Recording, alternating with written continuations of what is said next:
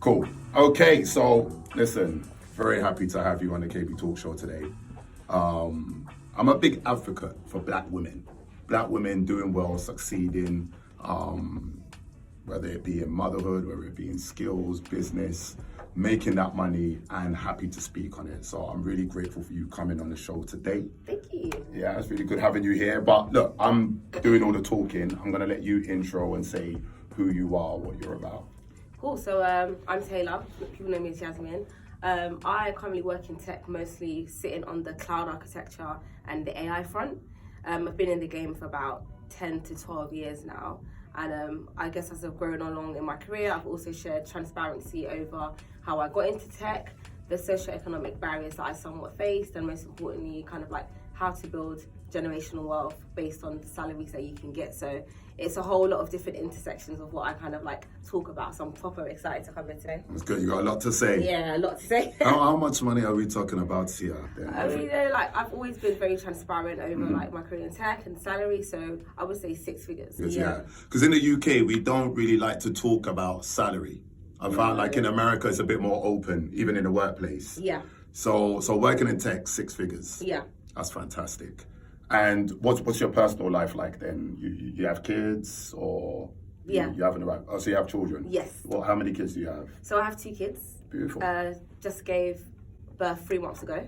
3 months ago you gave birth? Ago, yeah. And you look like you haven't had any kids. That's fantastic. Okay. Probably running around too much, but you have a 3-month-old at the moment, and I have a 3-year-old as well. Congratulations. Yes. Boy, girl. 2 girls. 2 girls. Yes. Fantastic. So I'm sure people watching, maybe the women too, will say, what's the secret for losing weight after having a bambino? Bambino, do you know what? Everyone asks me that, and I'm not going to lie, I don't go to the gym and all that. Obviously, too tired to go to the gym when you have a baby. Can you imagine? I mostly think it's genetics as well. It helps a lot. Yeah, it helps a lot. And I'm always doing different things, and obviously running around with a toddler as well probably helps you lose weight. Helps you lose weight. Fantastic. The age you have them helps as well, right? Yeah. What's that? The age you have the kids, yes. I had my first one at 28, and now I'm 31, so I feel kind of, compared to some of my mates that had kids, I don't feel like did I have them late? Or, well, I don't know. Yeah, I think that's an intermediate age. I had my firstborn at 31.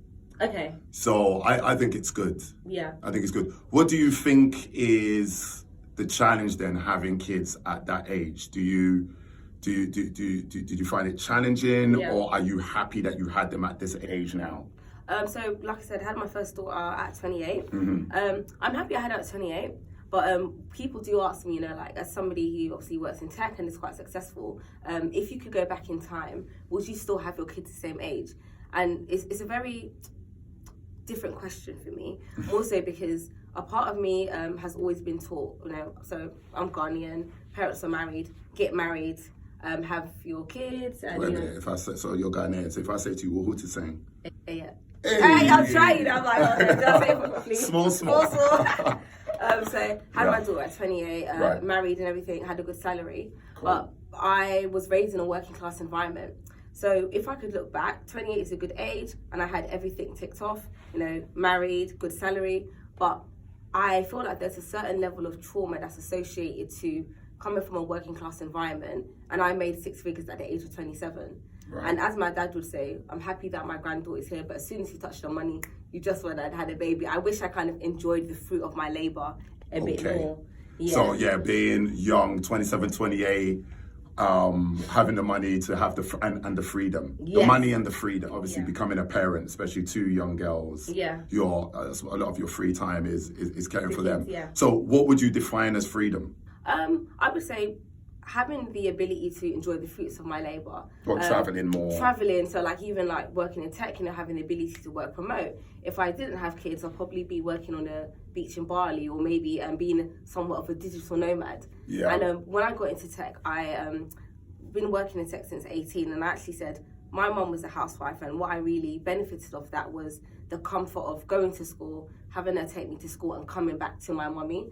I didn't want to allow my career to stop me from doing that. True. When I was ready, will be ready to have a kid. Yeah. So I guess working in the career, I actually worked up to a point where I wanted to build enough professional integrity to be trusted to work from home. Yeah. So back in the day before COVID, there was no working remotely. Wasn't much. Yeah. You come into the office and it was only like the senior managers and above that could be the special ones.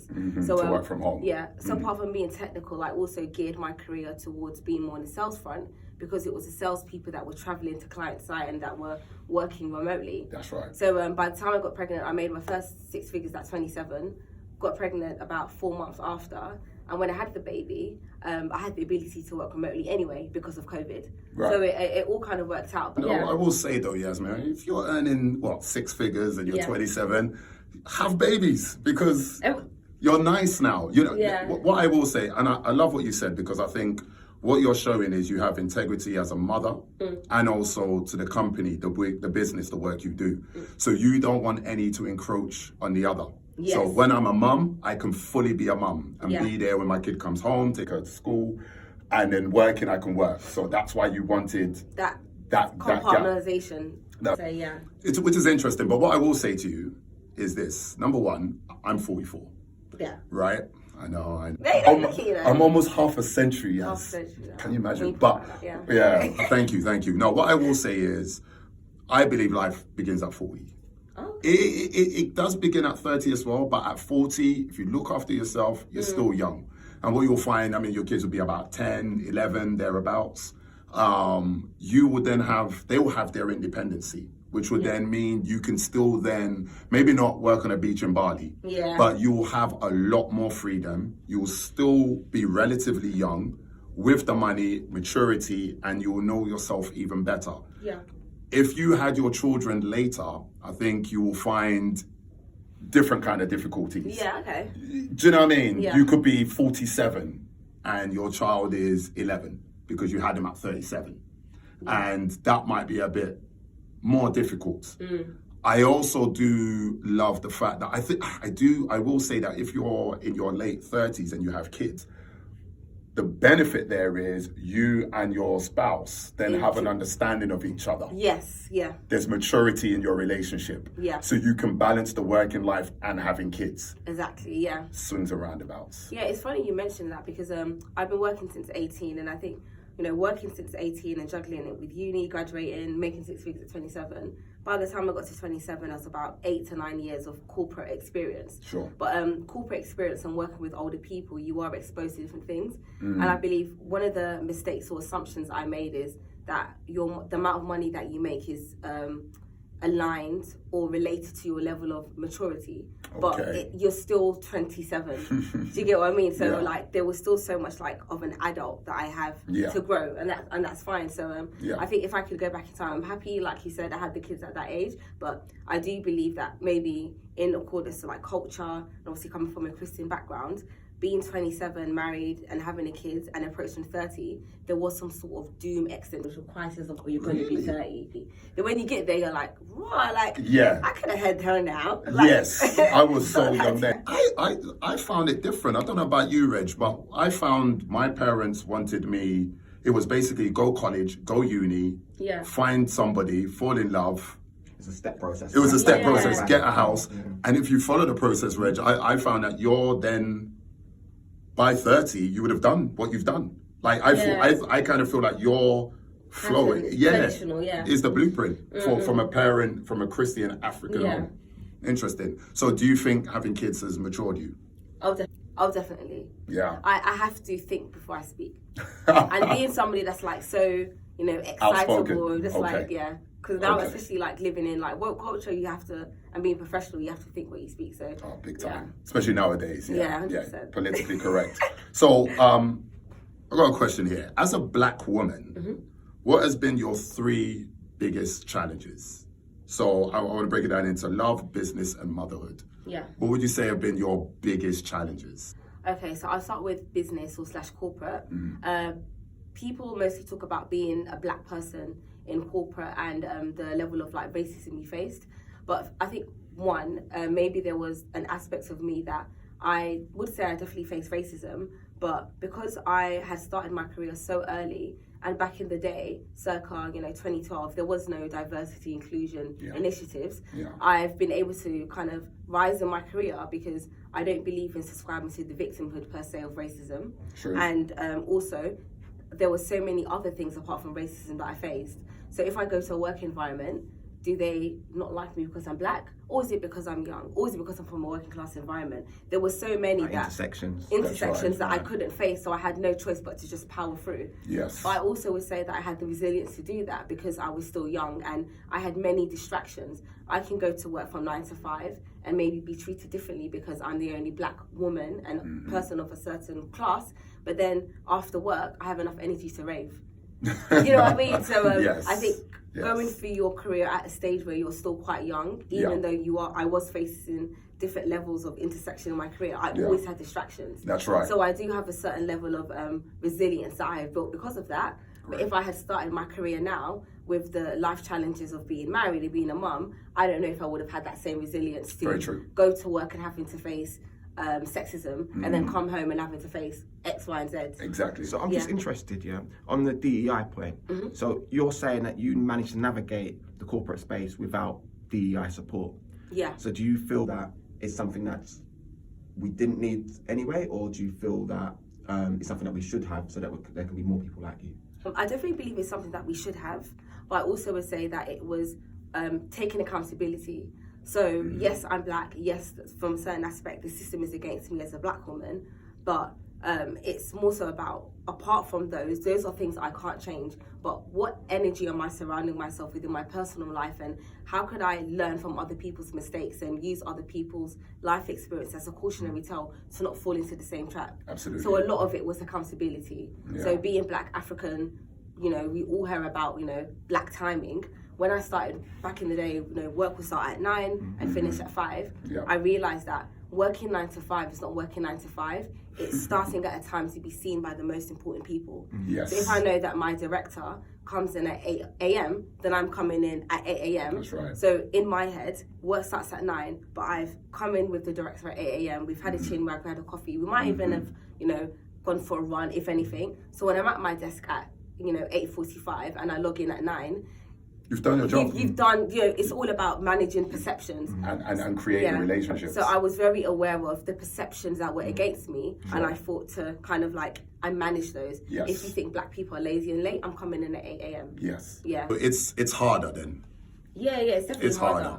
Because if you weren't black, do you feel you could have then had the same rise in your career turning up at, say, 8:45, which is what they prescribe? Yeah, I think I worked with a lot of white people that were coming in at 8:45 or 9:05. But one, maybe they benefited from the aspects of nepotism. Emily's coming in at 9:05, but her dad is best friends with the CEO, so it's different. Right. Yeah. Or Emily is coming in at 9:05. However, she doesn't have that perception of being black and lazy. So it was less about concentrating on them, how come they can do it? It's not fair, and being like, me and them are not the same. Yes. I also felt as well, what saved me is that even though I am a black woman, maybe to some people I'm not a black dark-skinned woman in that sense. Yeah. And even if I was, maybe there are certain aspects or physical or verbal characteristics of me energetically that I don't come across as threatening. Yeah. So I've always kind of gone into work environments being seen as like this avant-garde fairy. Oh, this is a cute little black girl. So it was more so playing into that infantilization. I just wanted to ask, so in that same vein that you were in when you was coming through, were there many black male counterparts that were coming through at the same time?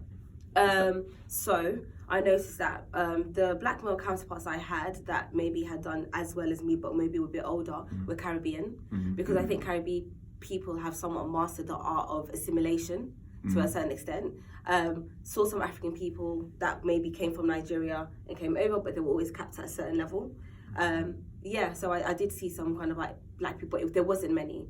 Right. It was always either you're black woman like myself and you're non-threatening, so you're seen as you're infantilized, or if you are in a position that has risen as a black woman, you are what I call, you're a black woman and you're mammified. They see you as kind of the mummy, she's lovely. She's lovely and she's non-threatening. Yes. Or that, a mindset of when I graduate and I go to work, I'm going to be going in for Louis Vuitton bags and heels. Don't do that. Yeah. Because back in the day, it would be seen as you have a chip on your shoulder. That's right. Per se. So there was even trying to prove something. Having to humble yourself in regards to how you dress and X, Y, and Z. Sucks. There was a lot of. But you want to be yourself. Yeah. Would you say you said that Caribbean women or just generally have this better skill of assimilation? Why do you think that is? I think Caribbean people, due to like slavery and their mixture of facial features, they just look a bit more palatable in regards to how they talk and their accents. Unless you're just coming to work with a Jamaican accent or something, it's seen as they sound like white people compared to African people. If that makes sense. So I think and also I guess they've been here. I suppose there's been generationally there's been more Caribbean influence, so that people have had time to get used to Caribbean culture, like your carnival. True. A lot of my black women that I do look up to, they're all Caribbean women. So like I said, mum was born here, very British. A lot of my mum's friends that were like my aunties, they were bossing it, and they were Caribbean women. Right. Single women, but they were bossing it nonetheless. So it was very matriarchal in that sense. Very, very interesting. I think a lot of Caribbean people will be happy to hear that. Because it's the general stipulation is that Africans are the successful ones, the ones doing better in business and so forth. You know, came over, studied, got qualifications, became doctors, whereas Caribbeans were working as carpenters, bus drivers and so forth from the Windrush and the struggles they had, because they were just brought over to work. They weren't given the chance to study. So that's very interesting that the demographic you were around, a lot of them were Caribbean and doing well, and you know, aspire to them. Brilliant. Also, so if I have this African accent, and my name is Kwame Bedu, you know, it's harder for me to integrate. The assimilation is tougher than if my name's John Henry and I speak with a bit of a Cockney accent. My name as well, Yasmin Taylor. Yes, that helps. Because I didn't know you were Ghanaian. Oh, really? Okay, Just from your name and seeing you, I wouldn't have said, this is a chalet girl. So that was your business. If there's any challenge in maybe love, maybe in motherhood or... Motherhood. So love, challenges in love. So I think I've got like two sides of me, right? So I've got obviously knowing how to play the game at work, but I would say to a certain point I'm fairly myself, but I'm still a working class girl, do you know what I mean? So I've always said to me, my class isn't reflected from my salary, it's reflected from my home. Because I'm still in proximity to the hood per se. Right. Luckily for me, growing up, I was around kind of like guys that done fraud and like sold drugs and all that as you were, but maybe due to my childlike demeanour, they weren't people that were my love interests per se. So I was always kind of like the little sis to be protected kind of vibe. So luckily for me, that wasn't... Oh, so you weren't the love interest of the guys? Nah. Were they the love interests to you? No. You didn't look at them and think, look at this guy making this money, he's getting away with it. No, and I feel like it's also because my dad was like Mandem as well. So I just knew that it's not... You knew the end game. I have lots of male cousins. Okay. So it's like, it wasn't... It just wasn't appealing in that sense. You're looking for a lifelong partner? No, I wasn't. Obviously now like I'm married, like I have. Yes. But back then I wasn't really, just with like just normal guys. But it got to a point where naturally as African, you are told to date older, with the mindset that older is more mature and older is more financially stable. So a lot of my dating experience before I got married was with older guys. It got to a point where I'm like, I've been taught to date older for maturity, which isn't always the case. Right. And I've been told to date older because of financial security. But then when I got to 24 and I was making 50K, I was like, okay, this is... Then I don't need to date older anymore. I can just date my age. Which, and I'm glad you said that, because Reg made a point earlier when we were discussing. He was, what was it, Reg? It was something to do with, do you feel that as a black woman, let's just say as a black woman, don't even say woman, as a black woman, you're financially stable.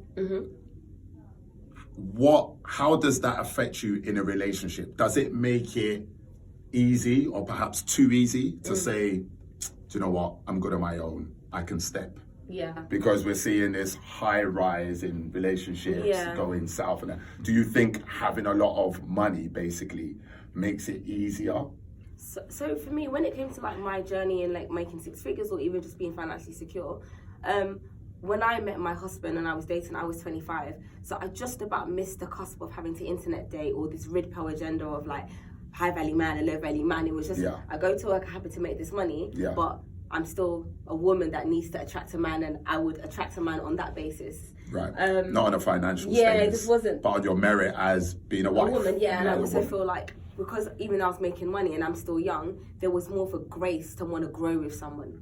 Exactly. And at the time, I always said I made a lot of money, but there was no fruit of my labor. I was at 25 making about 55k or contracting at like 550 a day. However, due to being in a working class environment and maybe suffering from black tax, I was paying off payday loans or high interest credit cards, fixing my credit. I didn't purchase a house yet, so I was earning a lot of money, but I was still starting with somebody on ground zero. So I didn't really feel like there was an issue.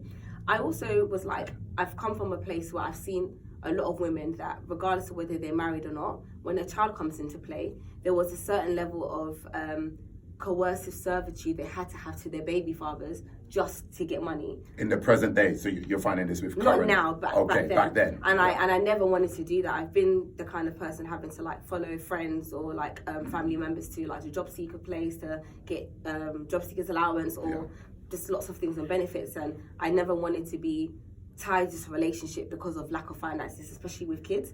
So I actually was in a mindset that apart from being fortunate enough to be like gifted in tech and make a lot of money from that, I know that based on the money that I'm making when I am ready to date, I can choose somebody that I want and not that I need. Absolutely. But what I would advise young women is that just because you don't need somebody doesn't mean that somebody doesn't need you. Very true. So you still have to make sure that you protect yourself from a level of financial abuse or manipulation, right? So in my head, when I started dating, I was almost somewhat desensitized to the money that I was making because I was like, oh, it's just money in that sense. Like, so as a separate entity. I want to be with somebody that I want and not need. So I would say growing up in my relationship, just even apart from my husband, one of the challenges I faced was the fact that men want to feel needed, right? So when you're battling with, I don't want to need a man, I want a man, but a man wants you to need them, then it got to a point where it was very complicated because I remember people that I dated before I met my husband, there was always that, I guess, inadequacy or insecurity of, she don't need me or whatever. Yeah. So I was at a point where I was like, I could kind of like maybe date the guys that make money through means I don't know, that could be on the same lifestyle as me, but the higher I rose in my career and obviously they check credits and I can't be associated with certain things or people. So when I did start dating, I also went through like a spiritual awakening where I started to kind of like focus more on like the aspect of using my feminine energy to navigate life and not allowing life to navigate me. Brilliant. Then I met my husband, he's obviously an entrepreneur. And spiritual as well. Spiritual as well. So it just like kind of went on from that per se. Yeah. That's brilliant. It's funny you say that when you spoke about the want and need. Yeah. Because in my relationship awakening, I began to focus more on needs than wants. But I understand the angle in which you're coming from. For me, it's because my wants were based more around things which could be seen as superficial. Whereas I needed someone nurturing. I needed someone who was calm in their strength. I needed someone who could be sexual and powerful, but also have that humble, sweet softness. Whereas that's what I needed. But what I wanted didn't match those needs. So, which is why I always said I was looking for a unicorn, and I've been blessed to find one. Yes, it was very hard. I can imagine, So when you say wants and needs, you're talking from an angle where, because I just want to make it clear to the listeners or the viewers, that what you're talking about is you didn't want to be in a position where you couldn't step if you wanted to. Because you were stuck. I'm also very like, I believe that life has to be experienced, and I don't want to feel like I'm in chains. And I've seen a lot of women have to put up with certain things to their detriment because of finances. So I didn't want to ever be in that position. Sucks, right? Yeah. You don't like him, you don't love him, you want to go. He's probably being abusive, but and you got kids, you got kids. Where are you going to go, what are you going to do? Brilliant. Reg, anything you want to add to that one? Yeah, so I just, what would be your advice then? Because I can see in current times, people seem to be struggling.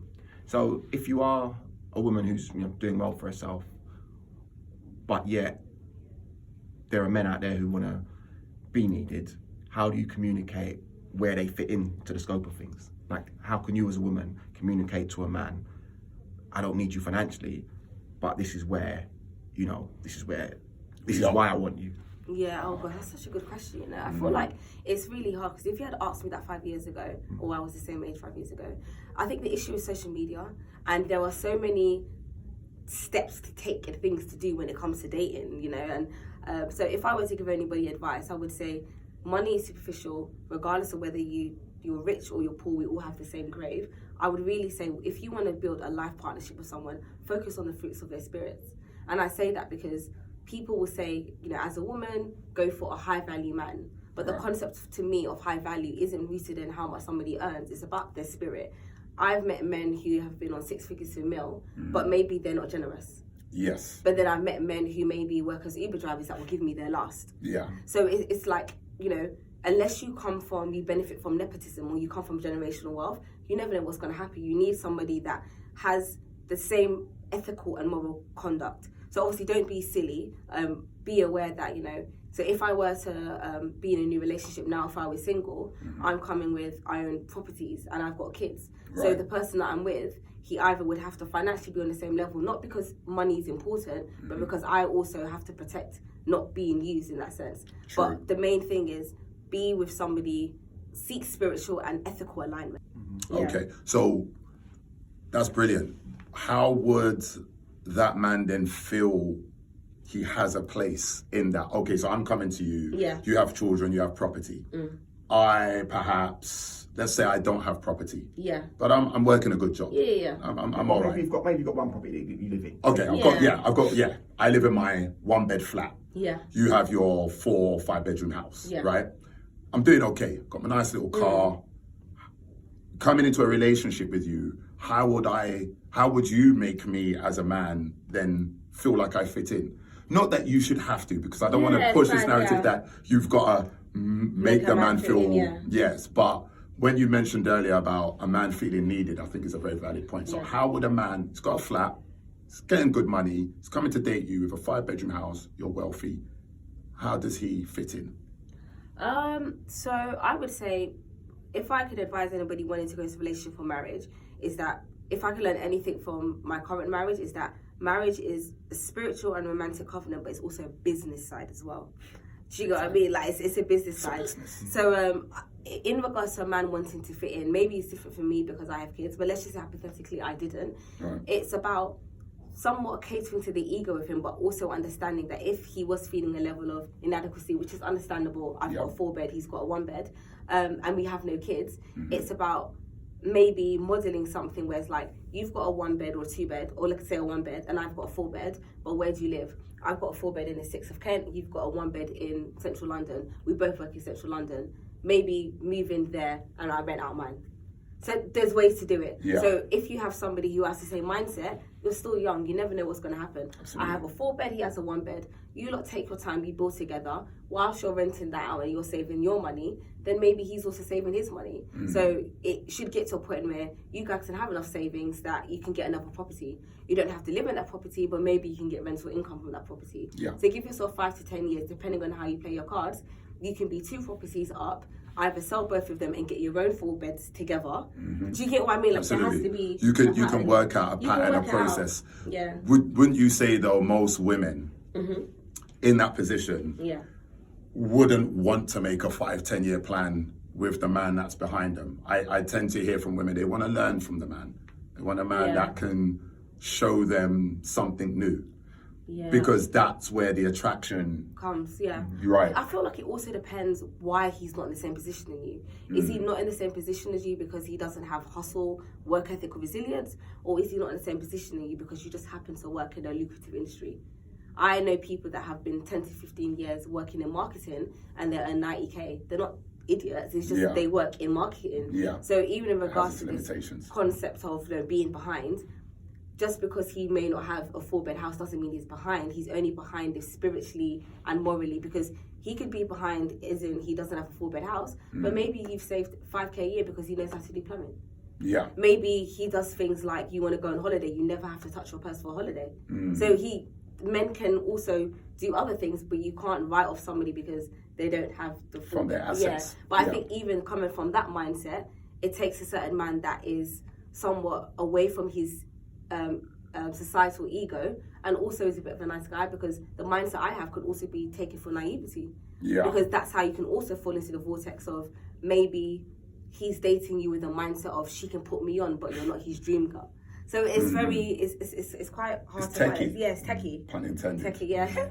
I think the key thing though is that, from what I'm hearing, is that you've got to be able to add value. If you can't add it financially some way, it's either your personality, your organisational skills, your thoughtfulness. You've got to be great at something. You've got to be great at something. Yeah. And this is what I think. This is what I think the struggle is as black men. They is the challenge of, because ultimately I believe women generally, especially with the social media you mentioned now, they want a man that's great in everything. It can't be something. Yeah. Okay, you earn good money, but what's your spirit? Yeah. Are you great? You know, in the private room when it's you and I. Yeah. How are you going to get on with my family? I already have kids. How are you going to get along with them? It's a lot of tick boxes. It's a lot of tick boxes. You're still going to have that car and that. So, you know, I think as a parent, I don't have a son, I have 2 daughters, but if I had a son, I would definitely be preaching what my dad taught me, which is level yourself. Yeah. Get to a point where you have some substance. Yeah. That then you can approach a woman with chest. Yeah. And say, listen, this is me. And then even if she's above, it's fine. Yeah. Because me personally, I don't mind if my woman earns more than me, great. I have my house, I have my car, I look after my kids, I've got money in the bank. You do what you need to, Yeah, so if you've got double that, great. But if I'm still trying to climb, but it's not to say because you're climbing, you can't get into that relationship. It's a very fine line. Yeah. And the decisions you make with a life partner can alter your life. Yeah. You got to be careful who you pick. Yeah. So, you know, that's why I'm glad we're having this conversation. So, do you have any last challenge then? Motherhood. I guess with motherhood, I have 2 girls. I've always wanted a daughter, so I'm very happy that I've been blessed with that. I've named them Mars and Venus. Right, okay, that's it. Because usually Venus versus Mars, I'm thinking of the Jay-Z song. That's men versus women. Men versus women, yeah. Men are from Mars, We're from Venus, So yeah. my first was Mars, second was Venus. So I've got like a tech planetary astrology thing going on. Okay. That's what became behind the naming. Yeah. Tech planetary, I like it. So you have a 3rd child. No. If you do, no, Saturn. You know, if I was having a boy, it would be Jupiter. Jupiter, yeah. Jupiter. King of the gods, innit? Yeah. But in school, man. Jupiter. Yo, Jupe. Yeah, or Jupy. Saturn. I like Saturn, but my mum's like, sounds like Satan, so I'm like, wow. Yeah, that's true. Take away, take the R out. Saturn. Oh, God. So, Right, okay. Challenges around motherhood is seeing my daughters, is wanting to allow my daughters when they get to that age to understand that I'm working from passion, and also battling with myself that I'm working from passion and trying not to slip into working from trauma-based hyper-independence. Okay. Because I've always said that the money that I earn is great, but the money that I earn also affords my sanity, also affords my safety. Yeah. And there's a certain amount of money that I'm making to afford my daughters not to have to go through certain generational things hardships as well. And challenges it's basically you're earning that money to have the lifestyle you want. It's not based on materialism. It's allowing you to be the mother you want to be. And so that would obviously be harder without earning that money. So what's the challenge in that? Is portraying that message to your girls? It's all babies, isn't it? So they, I guess they energetically, ideally, we get the drift. But it's just wanting to allow my daughters to see me work in joy and not pick up my mum done everything, so I have to. I want them to be bosses in their own right, but also maintain that healthy balance of like not just going at it all the time. Which maybe coming from my background, I've also slipped into those negative habits, because if I go back into the hood, there's no... Yeah. Do you know what I mean? So, that's right. Yeah. How do you get into tech then? Because tech is you. Tech is fun. What would you say to someone else that perhaps they're 18 and they're thinking, wow, this Yasmin woman's living, she's chopping life. Yeah. What's the route way? Uni, degree, study, work-wise? What would you say? I always made a joke. So in 2020, I went viral because I wrote an article about how I made 6 figures at 27. And that went viral because people were like, what the hell? I had some backlash from people like, who she is, Of course. But it blew up on places that I needed to. Right. So like university and LinkedIn and stuff. So I've managed to build this, you're a black woman from working class environment, 6 figures. How I managed to do that is, apart from just having a passion, you have to enjoy it, because it's like working in tech is like going to school, constantly learning, constantly using your brain kind of thing. How I done it was, I went to university. I worked whilst I was kind of like in university, I done lots of side projects as well. When you were working in university, were you doing related jobs? Yeah, related jobs, yeah. Okay. I also done lots of side projects. At the time, being young, single, and with no responsibility, I also humbled myself at times that if I wanted to break into a new industry within tech, I would contact people to seek mentorship from, and I would just do work for free. Brilliant. Obviously now with cost of living, it may not be the case. And I guess due to like new like modern slavery laws, you're not even allowed to like have people work for you for experience. As background, there were times that I would work for free, or I would take jobs that I knew I could be paid more for, but because I just wanted my foot in, I got my foot in, accepted less to propel me to higher. But like I said, I had the ability to do that because I wasn't committal.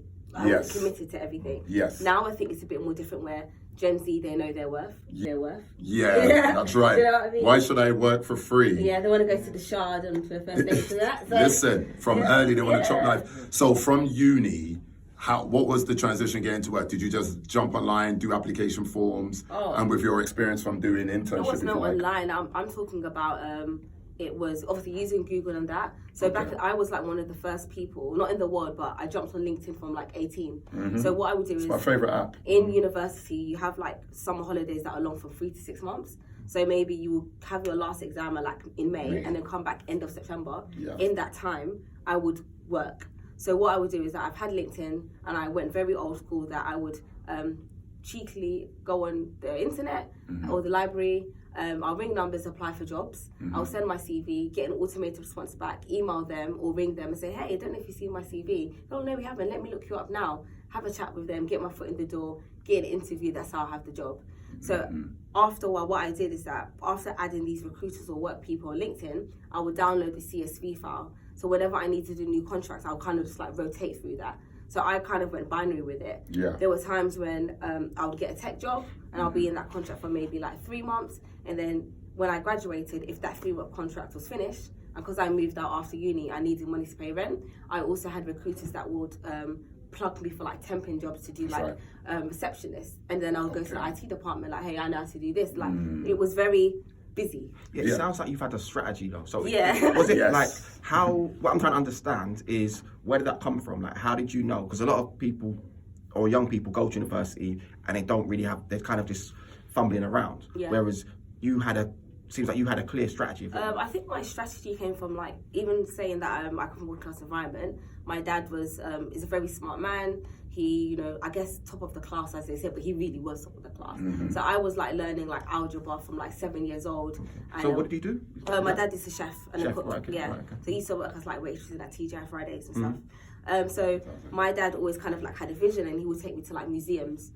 So I was always working class, but I had vision to see different things. Yeah. So when I was in school, I was like in getting talented, obviously very good at like talking and articulation. Would go to like debating clubs in Oxford and Cambridge from like year 8.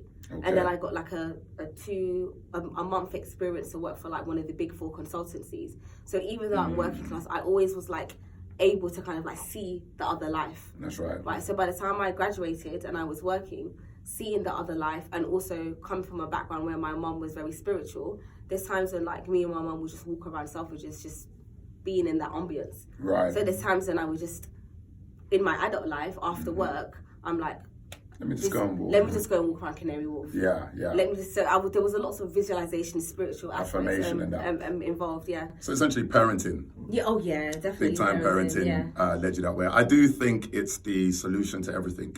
Yeah. Which is why, like you, I hold so much value in parenting. Yeah. In what we pass down. Yeah. That's brilliant. So Yasmin, do you feel black women? Do you feel black women are doing better than black men? Yes. Corporately, financially, property-wise, in all areas? Yeah. Why do you think that is? So I'm going to go back to Caribbeans, right? So a lot of my work ethic, obviously maybe it's from what I've seen, but whenever like growing up in school, when there was this like Caribbean versus Africans, I never understood it because yes, I think due to culture and spiritual tradition, Africans, we are married more. But just because you're married doesn't mean that the marriage has substance. So I had friends that maybe they were Nigerian and their mum and dads were married, but you haven't seen your dad in a couple of years because he has another family in Nigeria. Whereas my Caribbean friends, their parents were married, but I noticed that their dads are more like, oh yeah, I went DJing with my dad, or I went to do football with my dad, but their dads weren't in the house. Yes. So in that aspect, I feel like, you know, it does make a big difference in regards to like what you were mentioning about parenting. But I also feel like the reason why black women are doing well is because even though a lot of us are African, a lot of us are first and second generation, and we are, like, with all due respect, slowly assimilating into the British culture, what we used to defile Caribbeans for. So we're now kind of like going towards a matriarchal society, which I feel like a lot of Caribbean people in their households had already. I think the reason why, if you kind of go back from what I've noticed, is that a lot of the women, or even like Caribbean women, very adjacent to black women today, are matriarchal, because even I've noticed as a black woman that apart from doing well in corporate, one, there is this kind of like agenda, I don't know if energetic or spiritually, where let's raise the profile of the black woman so that we may not need the black man, but in turn what we're doing is demasculating the black man. Do you think it's the black woman that's doing that? By raising yourself, you're inadvertently, really? I think you're a puppet. So how it would work is, like, I even saw a lot growing up with like my mum's friends. You will have two black people, let's say one African, one Caribbean, just for argument's sake, right? You come here, you're on benefits, right? Being on benefits is not a problem, but then you're taught that don't let your man be on the benefit on the house, you know, on the house, because there was this mindset of that men are gonna mess up. So that's all cool. You're living with your partner in your house that you have as a benefit, but then life happens. A man is a man. He messes up, but he can't stay if you kick him out because his name is not on the list. He doesn't ever have to feel the responsibility of going out and grinding or working for his family because he doesn't have the pressures of having to pay rent because the government does. She then believes that apart from being peed off because maybe infidelity has occurred and he's out of the house, there's no incentive for him to want to go out there and work. She gets more money being a single mum. Now she technically doesn't need to put up with his shit because she knows that she can do it by herself. She's leveraged and dependent on the illusion of independence based on what the government assistance had. He now feels demasculated. He has no financial responsibility to his kids because they're taken care of. He now can create lots of different families because he's not taking care of it anyway. I think that's essentially what's being replicated now. But when we translate that into corporate terms, we are carrying the trauma of what black women have seen their parents go through, but we now have access to the corporate world where we're carrying the trauma of you can't depend on a man. Plus we've got the system using black women, I would say, as puppets, where we now can make more money. We raise the black women in corporate, but even if you go back to education system, we don't give black boys the same level of opportunity. Do you know what I mean? So I think it's very well. Do you know, I'm sorry, the interview's done. She just killed it. She just dropped everything. I mean, wow. To be fair, I was going to say, here on the KB Talk Show, we're continuing to give edutainment, continuing to give gems, and inspire all of those who are watching. Thank you for watching. We've got some more heat coming for you. Stay tuned, stay notified.